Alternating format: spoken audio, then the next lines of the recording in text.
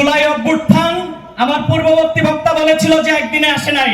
এইটার সাথে সমর্থন জানিয়ে স্পষ্ট ভাষায় যারা প্রবাসে থেকে যারা ভিডিওর মাধ্যমে বাংলাদেশে উচ্ছৃঙ্খলা সৃষ্টি করে দীর্ঘদিন বাংলাদেশে যারা ঘাম জড়িয়েছে, রক্ত জড়িয়েছে এবং বাংলাদেশের এই নতুন যে প্রেক্ষাপট, নতুন যে বাংলাদেশ পেয়েছি, নুরুল হক নূর সহ যাদের নেতৃত্বে বাংলাদেশ পেয়েছি, তাদেরকে বিতর্কিত করতে চাই, তাদেরকে স্পষ্টভাবে বলে দিতে চাই, যদি ভিউ ব্যবসা ছাড়া অন্য কোনো ব্যবসা না থাকে, আমরা তোমাদের জন্য প্রয়োজন হবে ফান্ড কানেকশন করে দেব। কিন্তু আল্লাহর রাস্তে এই বাংলাদেশ একটি সুন্দর বাংলাদেশ হিসেবে চাই। এই বাংলাদেশ আমরা এগিয়ে নিতে চাই। তোমরা অন্য দেশে বসে অন্য কোনো এজেন্ডা এই বাংলাদেশে বাস্তবায়ন করতে চাইবে না।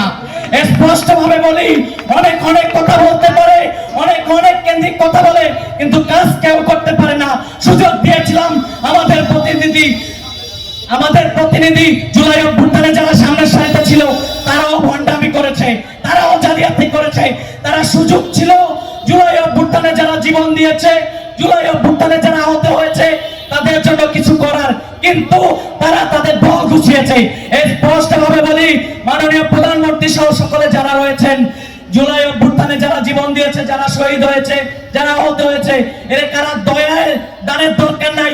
এদের একসাথে প্রয়োজন হলে 5 কোটি 4 কোটি 2 কোটি করে বিভিন্ন ক্রাইটেরিয়া তাদেরকে টাকা দিয়ে দেন।